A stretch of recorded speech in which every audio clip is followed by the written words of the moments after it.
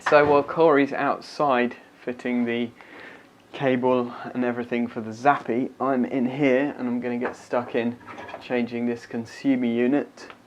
As you can see, it's a 8-way at the moment.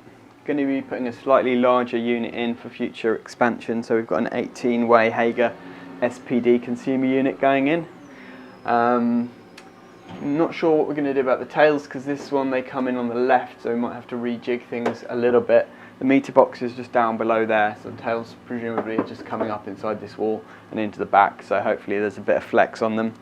Massive shout out to Consumer Unit World for providing my consumer unit. Again, they gave me the last 5 that they had in stock of Hager boards, because there's a massive shortage at the moment throughout the country. I couldn't get any from my local wholesalers, so thank you to George from Consumer Unit World, and there's a link in the description where you can get 5% off the whole range of consumer units and other bits and pieces from Consumer Unit World. So check out that link. Using my discount code you will get a 5% discount. So yeah, we're going to take this off, but first I need to go to the other side and isolate the supply to here to make sure it's safe to work on. And what I'm going to use today, because I think I have to pull the main cutout fuse, I'm going to use these. Just wait for the bin lorry to pass. These are provided to me by a YouTube subscriber who sent them very kindly as a gift in the post, and they're to seal off the cutout fuse so that it's safe and there's no access to live parts when you pull the main cutout fuse. So I'm looking forward to using these for the first time. And I've got my Klein screwdrivers that I'm going to be using for the first time today as well, and also these Hellerman Titan cable marking kit I'm going to be using for the first time. So links in the description of this video to all the tools that I use as usual, and let's get into it. Okay, so that's what we like to see, a very nice neat consumer unit. That is quite rare. So these new builds were obviously done by proper electricians, which is good to see. So it's going to make it much easier to change this over. Unfortunately, the tails come in the middle, so we can, rather than swooping them to the left, we can just swoop them to the right, and that will be perfect. So I'm quite pleased with that. What I might do is just do some insulation resistance testing now, just to check to make sure that there's nothing dodgy going on. But first, I need to just make sure that this is dead. Alright, so what I'm going to do is as I disconnect the wires, I'm going to number them, because they're a nice length really, so I probably want to just keep the same length.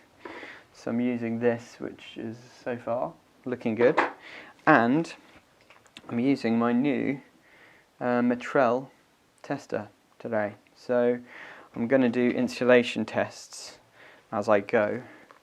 So it's a touch screen, which is quite cool. So I'll do ISO, and basically that is testing between line and neutral. So I just clip it onto the CPC bar, and then click Start Test.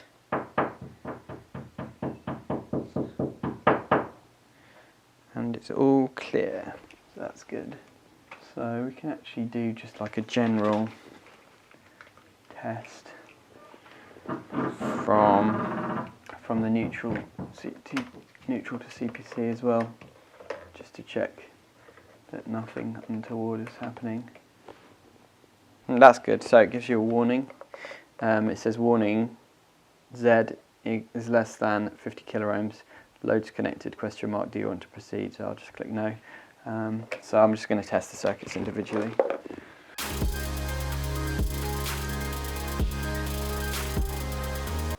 A lot of people ask me, how do you get the wires so straight and smooth in your boards?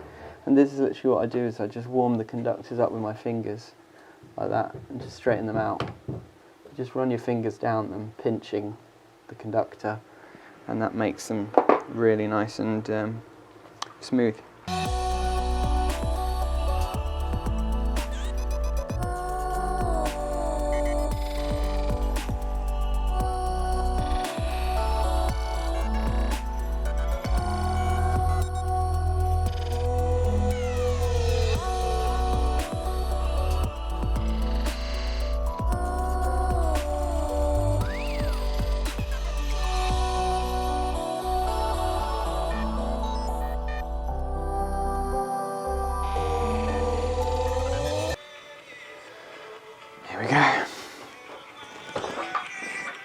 That was a phone call from a YouTube viewer who phoned through to the office, and they put the call through to me because he was a bit upset about a video that we posted on the 21st of November, which was it showed Corey doing a job like I'm doing now, but instead of using GS38 test leads like these, like the ones that I showed you that I was proving dead in the video, although admittedly I didn't show you using my proving unit and all that because I don't have time to show every single step that I do in every video. In the video, instead of using this, Corey used the Fluke multifunction tester, which he used it to check the voltage to make sure that it was dead, and it was. But technically, the Fluke multifunction tester isn't GS38 approved because, for example, you could put it on a setting like the ohms setting or something, and then you might think it's dead, but it's not. So I did have words with Corey after doing that, and I said you should be using GS38 approved leads, and I've bought him a brand new set of these. So you guys know that as much as possible I try to show safe isolation procedure in my videos because I think it's important, because life is important and following safe working practices is very important. But in the real world, when I'm filming jobs, I can't be showing everything perfect all the time. And just like everyone, I make mistakes. Sometimes I don't do things the absolute perfect way that you're supposed to do them. I'm always trying to improve, and I will always try to improve, and I'm always learning. So I'm not going to take down old content because it shows not the perfect way of doing things, because I think it's real. But that doesn't mean that I'm promoting unsafe working practices. I always try my best to promote safe working practices as much as possible because I believe it's important, and I think all of us should as tradespeople. But we have to be realistic as well and say that we can't do everything 100% perfect 100% of the time. And rather than me only filming when I do everything perfect, I'd rather just put out content that's me, real life, doing the work that I do, making a few mistakes here and there, but hopefully doing it a bit better next time. So let me know in the comments how you feel about that, if you agree with me. I appreciated the person reaching out to me because they felt strongly about it, but it kind of is a bit disheartening in a way as well when people ask you to take down content and stuff. People focusing on the one tiny thing that you don't do right instead of all the things that you're trying to do right, and all the people that you're trying to help to learn things and to see what life of an electrician is like. I like to focus on that, not the one or two little mistakes that I make here and there. But some people just see the mistakes and they don't see anything else, unfortunately. Anyway, rant over. Let's get this changed.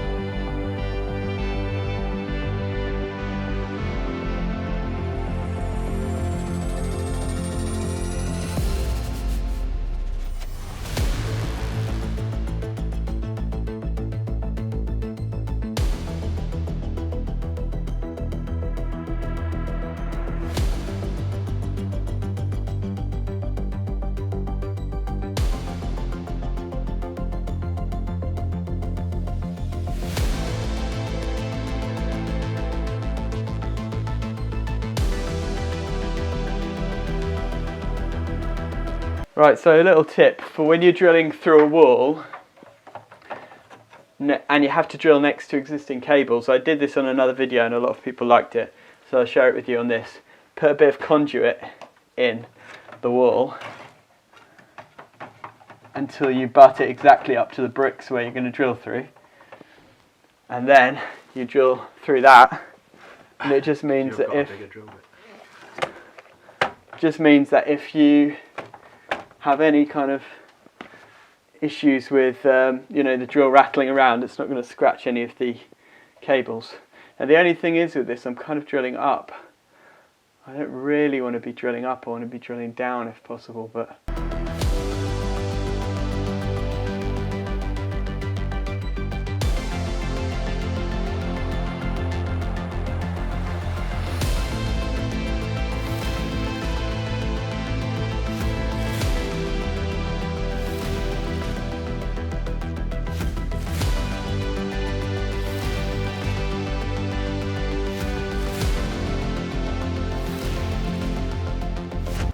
right, well this is taking literally forever to do these stupid numbers.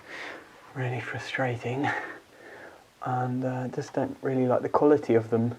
And they were about 40 quid for that stupid thing with like, I don't know, was it like 20 numbers of each on there or something? So definitely think that's a rip-off and won't be buying those again. But let me know in the comments if you've got an alternative that you think is good. Please, I would love to know. So we're on circuit 4.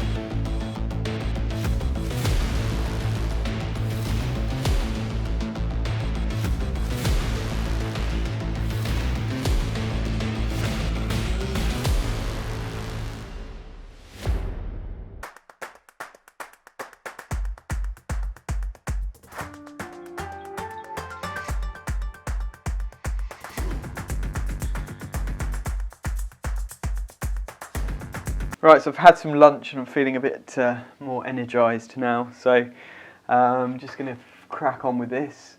All the RCBOs are in, the CPCs are all dressed in properly, so that's good. So now it's literally just dressing in the RCBO tails and then dressing in the line and neutral conductors into the RCBOs. So hopefully we should crack this out fairly quickly now. The labelling's been a bit of a pig, but it is what it is. I think I'm going to have to find another solution for boards going forward because I just don't like these labels, they're a bit rubbish.